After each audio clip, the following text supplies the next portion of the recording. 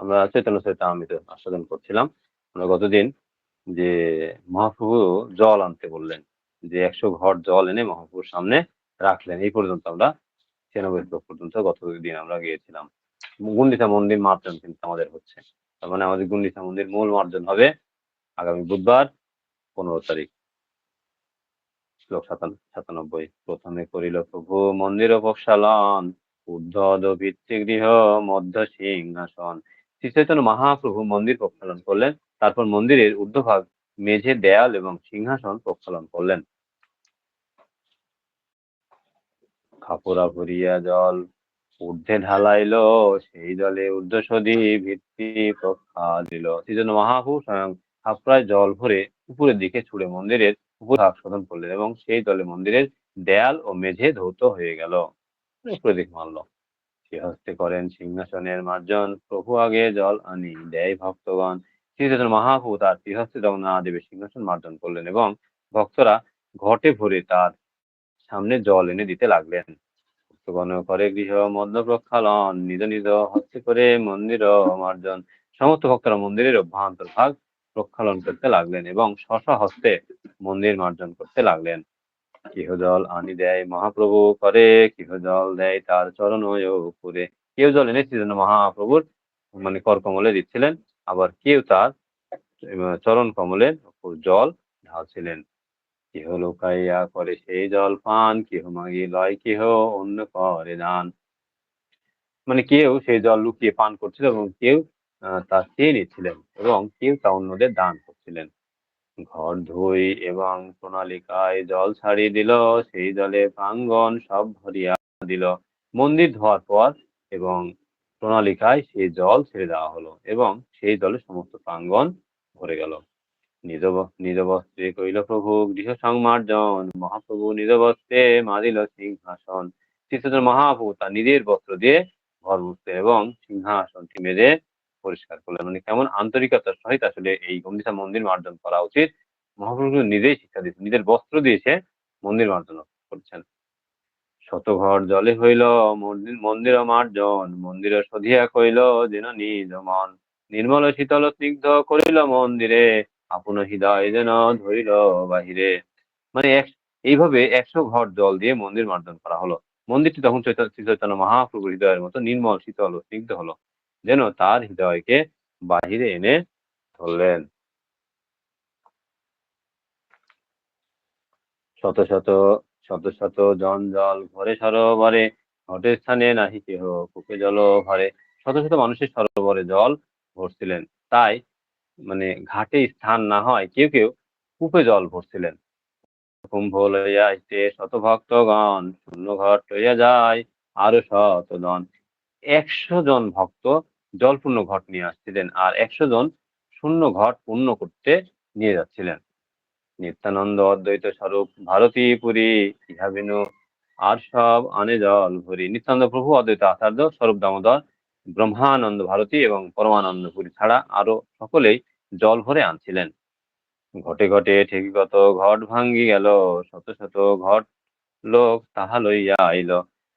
মানে ঘটে ঘটে ঠেকা লেগে অনেক ঘট ভেঙে গেল, তখন লোকেরা শত শত ঘট নিয়ে এলেন। জল ভরে ঘট ধয় করে হরির ধ্বনি, কৃষ্ণ হরির ধ্বনি বিনা আর নাই শুনি। কেউ জল ভরছিলেন, কেউ ঘর ধুচ্ছিলেন, কেউ কিন্তু সকলেই হরিধ্বনি করছিলেন। সেখানে কৃষ্ণ হরিধ্বনি ছাড়া আর কিছু শোনা যাচ্ছিল না। কৃষ্ণ কৃষ্ণ কহি করে ঘটের প্রার্থন, কৃষ্ণ কৃষ্ণ কহি করে ঘট সমর্পণ। কৃষ্ণ কৃষ্ণ বলে ভক্তরা ঘট প্রার্থনা করছিলেন এবং কৃষ্ণ কৃষ্ণ বলে এবং অন্য ভক্তরা ঘট সমর্পণ করছিলেন। যেই যেই কহে সেই কহে কৃষ্ণ নামে, কৃষ্ণ নাম হইল সংকেত সব কামে। যিনি যা কিছু বলছিলেন তিনি তাই তিনি কৃষ্ণ নামের মাধ্যমে বলছিলেন। এইভাবে সমস্ত ব্যাপারে কৃষ্ণ নাম সংকেত হলো। প্রেমাবেশে প্রভু কয়ে কৃষ্ণ কৃষ্ণ নাম, একেলে প্রেমাবেশে করে শত জনের কাম। ভগবত প্রেমে আবিষ্ট হয়েছে যেন মহাপ্রভু কৃষ্ণ নাম উচ্চারণ করছিলেন এবং প্রেমাবেশে তিনি একা 100 জনের কাজ করছিলেন। মানে কত উদ্যমের সহিত তিনি কাজ করছিলেন। আমাদের কত উদ্যমের সহিত এই গুন্ডিচা মন্দির মার্জনা করা উচিত। শত হস্তে করে যেন খালনো মার্জন, প্রতিজন পাশে যায় করানো শিক্ষণ। মনে হচ্ছিল যেন মহাপ্রভু যেন 100 হাতে প্রক্ষালন মার্জন করছিলেন এবং সকলের কাছে গিয়ে তিনি শিক্ষা দিচ্ছিলেন। ভালো কর্ম দেখি তারে করে প্রশংসন, না মিলিলে করে পবিত্র ভৎসন। কাউকে ভালো ভাবে পরিষ্কার করতে দেখলে তিনি তার প্রশংসা করছিলেন, আর কারো কাজ যদি মনোপুত না হলে তিনি তাকে ভৎসনা করছিলেন। তুমি ভালো করিয়াছ, শিখাও অন্যরে, এই মতো ভালো কর্ম সেহ যেন করে। মহাপ্রভু বলছিলেন, তুমি ভালো করেছো, অন্যদেরও তুমি শেখাও যাতে তারা এইভাবে ভালোভাবে কাজ করে। কথা শুনিয়া সবে সংকুচিত হইয়া ভালো মতে কর্ম করে সবে মন দিয়া। চৈতন্য মহাপ্রভু এই কথা শুনে সকলে সংকুচিত হয়ে অত্যন্ত মনোযোগ সহকারে খুব ভালোভাবে কাজ করতে লাগলেন। তবে প্রক্ষালন কইল দৃষ্টি জগ মহন ভোগ মন্দির আদি, তবে কইল প্রক্ষালন। তখন তারা শ্রী জগমোহন প্রক্ষালন করলেন এবং তারপর ভোগ মন্দির আদি প্রক্ষালন করলেন। নাটশালা ধুইল চত্বর প্রাঙ্গণ, পাকশালা আদি করিল প্রক্ষালন। নাটশালা ধোয়ার পর তারা মন্দিরের চত্বর প্রাঙ্গণ ধুলেন এবং তারপর পাকশালা আদি প্রক্ষালন করলেন। মন্দিরের চতুর্দিকে প্রক্ষালন করিল, সব অন্তপুর ভালো মতে ধোয়াইল। তারা মন্দিরের চতুর্দিকে প্রক্ষালন করলেন এবং সব অন্তপুর ভালো মতো ধুইলেন। হেনকালে গৌরী এক সুবুদ্ধি সরল, প্রভুর চরণ যুগে দিল ঘট জল। সেই জল লইয়া পুনে পান কইল, তাহা দেখি প্রভু মনে দুঃখ রস হইল। এই সময় গৌরী এবং গৌরবঙ্গের এক বুদ্ধিমান ও সরল বৈষ্ণব শ্রীচরণ মহাপ্রভু চরণে জল ঢেলে সে জল পান করলেন। তা দেখে শ্রী চৈতন্য মহাপ্রভু মনে দুঃখ হলো এবং বাইরে একটু রাগ প্রকাশ করলেন।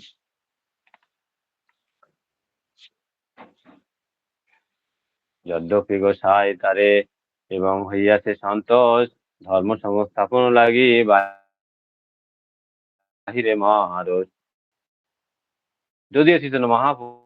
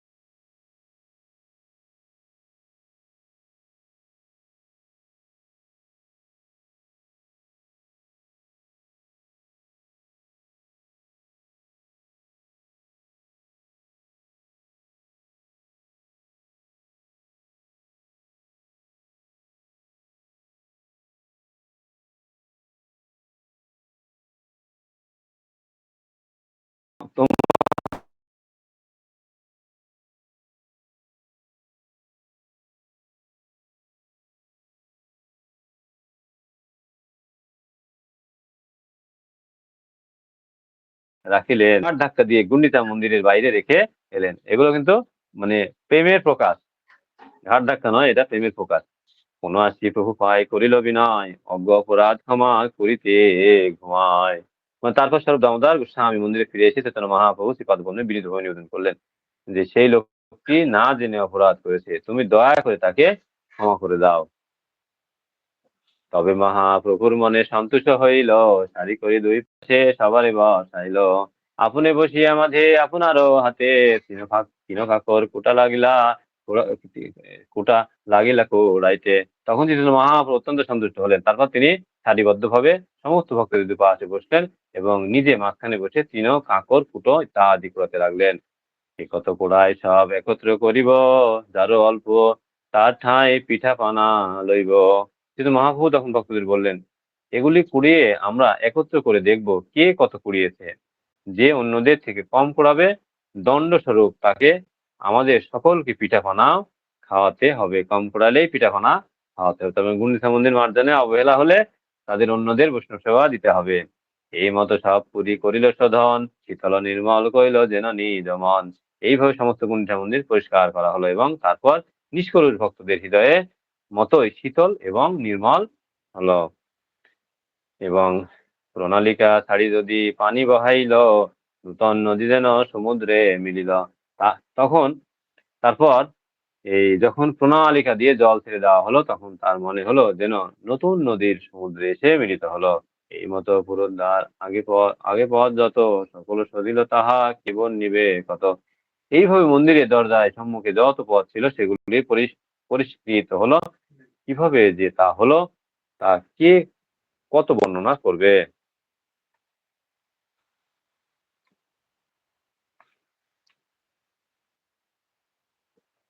আচ্ছা, আমরা যেহেতু 7টা পার হয়ে গেছে, আর খুব বেশি সময় নেই, তবে আমাদের গুন্ডিচা মন্দির মার্জন এখনো অনেকটুকু রয়েছে। এই গুন্ডিচা মন্দির মার্জনটা আমাদের আর কালকে হলো 13 তারিখ, 13-14-র মধ্যে আমাদের তো শেষ করতে হবে। 13 তারিখ কালকে। আমরা যদি 5 মিনিট সময় নিই, আপনাদের কি খুব সময়ের অসুবিধা হবে? হ্যাঁ বলেন প্রভু। না প্রভু, পাঠ করেন প্রভু। বলেন বলেন। আরে হরি বল। নৃসিংহ মন্দিরের ভিতর বাহিরে সহ দিল, ক্ষণিকে বিশ্রাম করে নিত্য আরম্ভ চৈতন্য মহাপ্রভু নৃসিংহ মন্দিরের বাহির এবং অভ্যন্তর পরিষ্কার করলেন। তারপর কিছুক্ষণ বিশ্রাম করে তিনি নৃত্য করতে আরম্ভ করলেন। গুন্ডিচা মন্দির ভক্তগণ করেন কীর্তন, মধ্যে নৃত্য করেন প্রভু মত্ত সিংহ মম। চারদিকে ভক্তরা কীর্তন করছিলেন এবং তাদের মাঝখানে শ্রী চৈতন্য মহাপ্রভু মত্ত সিংহের মতো নৃত্য করছিলেন। শিলকম্প বৈবর্ণ পুলক অহংকার, নিজ অঙ্গ ধুই আগে চলে অশ্রুধার। চৈতন্য মহাপ্রভু যখন নাচছিলেন তখন তার অঙ্গে শ্বেত কম্প বৈবর্ণ অশ্রু পুলক আদি প্রেমের বিকার দেখা দিয়েছিল। কখনো তিনি হুঙ্কার করছিলেন এবং তার অশ্রুধারা তার অঙ্গ ভেসে যাচ্ছিল। চারিদিকে ভক্ত অঙ্গ কইল প্রক্ষালন, শ্রাবণের মেঘ যেন করে বাড়ি বর্ষণ। সেই অশ্রুধারা চারদিকে ভক্তদের ধৌত করলো এবং শ্রাবণের মেঘের মতো তার চোখ দিয়ে অশ্রুধারা ঝরছিল। মহা উচ্চ সংকীর্তনে আকাশ ভরিল, প্রভুর উদ্দণ্ড নৃত্যে ভূমিকম্প হইল।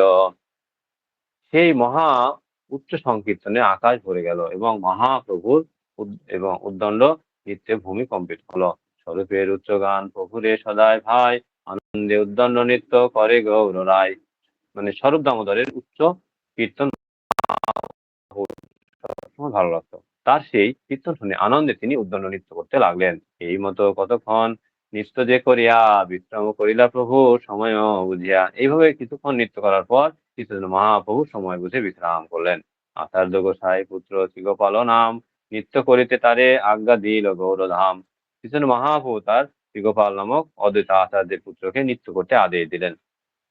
প্রেমাবেশে নৃত্য করি হইলা মূর্তিতে, অচেতন হইয়া দেহ পড়িলা ভূমিতে। প্রেমাবেশে নৃত্য করতে করতে শ্রীগোপাল মূর্ছিত হলো এবং অচেতন হয়ে ভূমিতে পড়লো। আস্তে আস্তে আচার্য তারে কইল এবং কইল কোলে, শ্বাসরহিত দেখি আচার্য হইল বিকল। শ্রী গোপাল যখন মূর্ছিত হয়ে পড়লো তখন অদ্বৈত আচার্য প্রভু তাকে কোলে তুলে নিলেন এবং তার নিঃশ্বাস বন্ধ হয়ে গেছে দেখে তিনি অত্যন্ত বিচলিত হলেন।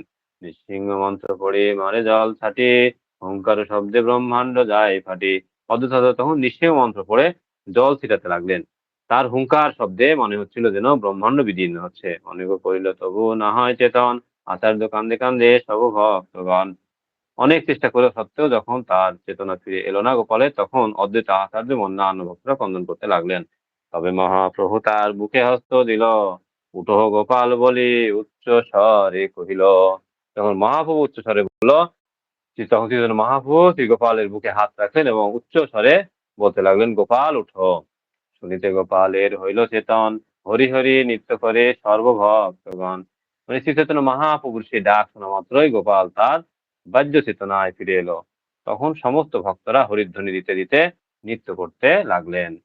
এদের ভগবান যখন তাকে বললো উঠতে, তখন ঠিকই কিন্তু গোপাল উঠে পড়ল। এবং আমাদের এই নৃসিংহ মন্ত্র কিন্তু আমাদের সবার জানা থাকতে হবে, নবীন প্রবীণ সকল ভক্তদেরই জানতে হবে, কেননা ভক্তি বিঘ্ন বিনাশন ভগবান নৃসিংহদেব। এই লীলা বর্ণিয়াছেন দাস বৃন্দাবন, অতএব সংক্ষেপ করিল বর্ণন। এই লীলা বৃন্দাবন দাস ঠাকুর সবিস্তারে বর্ণনা করেছেন, তাই আমি সংক্ষেপে তা বর্ণনা করলাম। তবে মহাপ্রভু অনেক বিশ্রাম করিয়া স্নান করিবারে গেলা ভক্তগণ লইয়া। তারপর কিছুক্ষণ বিশ্রাম করার পর মহাপ্রভু ভক্তদের নিয়ে স্নান করতে গেলেন। তীরে উঠি পরেন প্রভু শুষ্ক বসন, নৃসিংহ দেব নমস্করি গেলা উপবন। স্নান করে তীরে উঠে শ্রীচৈতন্য মহাপ্রভু সুস্থ বসন পড়লেন এবং শ্রী নৃসিংহদেবকে নমস্কার করে ভুবনে গেলেন। উদ্যানে বসিলা প্রভু ভক্তগণ লইয়া, তবে বাণী নাথ আইলা মহাপ্রসাদ লইয়া। ভক্তদের তিনি শ্রীচৈতন্য মহাপ্রভু উদ্যানে বসলেন এবং তখন বাণীনাথ এবং মহাপ্রসাদ নিলেন। কাশী মিশ্র তুলসী পরিষা দুইজন পঞ্চশত লোক যত করে ভোজন, তত অন্ন পিঠা পানা সব পাঠাইলো, দেখি মহাপ্রভুর মনে সন্তোষ হইল। কাশী মিশ্র তুলসী পরিষা উভয়ে 500 লোকের খাওয়ার মতো প্রসাদ পাঠালেন। নানা প্রকার পিঠা পানা অন্ন ব্যঞ্জন সমন্বিত সেই প্রচুর পরিমাণে প্রসাদ দর্শন করে চিত্তচৈতন্য মহাপ্রভু অত্যন্ত সন্তুষ্ট হলেন। হরে কৃষ্ণ। আমরা এই পর্যন্ত রাখলাম। এই যে মহাপ্রভু নৃসিংহদেবকে নমস্কার করে উপবনে গেলেন, নৃসিংহদেব স্মরণ করছেন, উনি হলো মহাপ্রভু হচ্ছে অবতারী, অবতার নাই অবতারী, আর ভগবান নৃসিংহদেব হচ্ছেন ভগবান এর একটা প্রকাশ। নৃসিংহদেব অবতার, তারপরেও নৃসিংহদেবকে স্মরণ করেন। তার মানে কি, এগুলো কিন্তু আমাদের শিক্ষা দিচ্ছেন যে আমাদেরও কিন্তু যেহেতু ভক্তি বিঘ্ন বিনাশম ভগবান নৃসিংহদেব, আমাদেরও কিন্তু নৃসিংহদেবকে অল টাইম ভগবানকে স্মরণ রাখবো, এটা রাখা উচিত। কেন আমাদের ভক্তি পথে যে বিঘ্নগুলো আছে উনি আমাদের দূর করেন। এবং এই সম্পর্কিত যে মন্ত্রগুলো রয়েছে, নৃসিংহ এই প্রণাম মন্ত্র থেকে শুরু করে নৃসিংহ আরতি, এগুলো আমাদের সবারই মনে রাখা উচিত এবং আমাদের প্রত্যেকদিন নৃসিংহ কবচম পাঠ করা উচিত। এটা অল্প সময় লাগে, এটা খুব বেশি সময়ের ব্যাপার না। তো যাই হোক, আপনাদের সময় আমি হয়তো 9-10 মিনিট একটু বেশি নিয়েছি, কেন আমাদের গুণেশ্বর মন্দিরটা আমরা ভাবছি কাল পরশুর মধ্যে আমরা প্রায় শেষ করে ফেলবো। এবং আমরা এই রথাগ্রে মহাপ্রভু নিত্য কীর্তন অল্প একটু আমরা শ্রবণ করবো। রথের দিন আমাদের এই সেবা রয়েছে, বিশেষ করে যজ্ঞ আছে, তো ওই দিন ওই যজ্ঞে যেতে হবে। ওই দিন হয়তো ক্লাসটা যাই হোক আমাদের সংযুক্ত হয়ে শেষ করতে হবে। আমাদের মন্দির সকাল সকালে উপস্থিত হওয়ার জন্য বলা হয়েছে। আপনারা আসবেন জগন্নাথের এই রথে জগন্নাথকে দর্শন করতে। সকলকে ধন্যবাদ।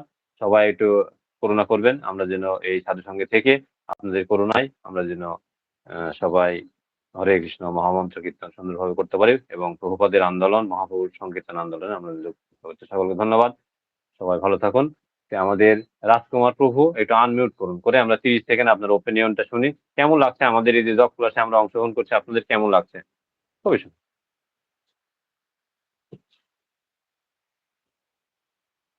প্রভু আনমিউট করুন, আপনি মিউট করা শোনা যাচ্ছে না কথা। হরে কৃষ্ণ বাবু, ধন্যবাদ, প্রণাম। শ্রীচরণে আপনাদের পাঞ্চাকুল বাসিন্দে হচ্ছে পতিতানাং পাবনব্য বৈষ্ণব নমো নমঃ। খুব সুন্দর লাগতেছে প্রভু আপনাদের এই প্রবচন, আপনাদের মুখের বাণী, হ্যাঁ, ভগবানের মুখের কথা, বাণী খুব সুন্দর লাগতেছে, শুনতে শ্রবণ করতে খুব ভালো লাগতেছে। আর যোগ ক্লাসে হইতে আমি খুব ধন্য আর কি আপনাদের সাথে, শুদ্ধ না বৈষ্ণবদের আসলে সাথে। আমরা আসলে ভালো প্রবক্তাও নয়, আমাদের সেরকম মানে যারা আমি গুণী ভক্ত রয়েছেন, আমরা আসলে ভালো বক্তাও নয়। আমরা আপনাদের করুণায় আমরা সমাবেত হয়ে আপনাদের করুণা আমরা আসলে করুণায় আমরা হয়তো কোনো কিছু একটু বলার চেষ্টা করছি। গুরু মহারাজ করুণা করছেন, গুরু মহারাজের করুণায় হয়তো আমরা কিছু একটু বলার চেষ্টা করছি, যেটা আমার অনুরঞ্জ দিয়ে প্রবেশ করে আমার হৃদয় কলুষিত হৃদয়কে হয়তো প্রসন্ন করার চেষ্টা করছে মাত্র। আশীর্বাদ করুন প্রভু, ভক্তি বন্ধন ঠিক মতো রাখতে পারি, আপনাদের সাথে রাখতে পারি। অবশ্যই আপনাদের চরণে রাখবেন এবং আমরা গুরুদেবের চরণে যেন সমবেত হয়ে থাকতে পারি। তো সবাই আমরা সবার পারমার্থিক মঙ্গল কামনায় আমরা আবার হরে কৃষ্ণ মহামন্ত্র কীর্তন করি। জয় শ্রীকৃষ্ণ চৈতন্য প্রভু নিত্যানন্দ, শ্রী অদ্বৈত গদাধর শিবাসাদি গৌর ভক্তবৃন্দ। হরে কৃষ্ণ কৃষ্ণ কৃষ্ণ হরে হরে, হরে রাম রাম রাম হরে হরে। পঞ্চাকল্পতরুভ্যশ্চ কৃপা সিন্ধুভ্য পতিতানাং পাবনেভ্যো বৈষ্ণবেভ্যো নমো নমঃ। অনন্ত দিদা জয় জয় শিলপ্রভুপাদ, গুরু মহারাজ জয়, জয় নিতাই গুরুষ্ঠা নন্দের হরি হরি বল। সবাই ভালো থাকুন, সুন্দর থাকুন, সুস্থ থাকুন এবং কৃষ্ণ ভগবান থাকুন। আমরা আবার আগামীকালকে জব ক্লাসে সমবেত হবো। আপনারা একটু সকাল সকাল জব ক্লাসে কয়েকদিন 2-3 দিন একটু অ্যাটেন্ড করেন। আমরা এই চৈতন্য চরিতামৃতে একটু বেশি সময় নেবো, হয়তো 15-20 মিনিট সময় নিতে হবে আমাদের, তাহলে একটু আমরা শেষ করতে পারবো এবং আমাদের ভালো লাগবে। হরে কৃষ্ণ।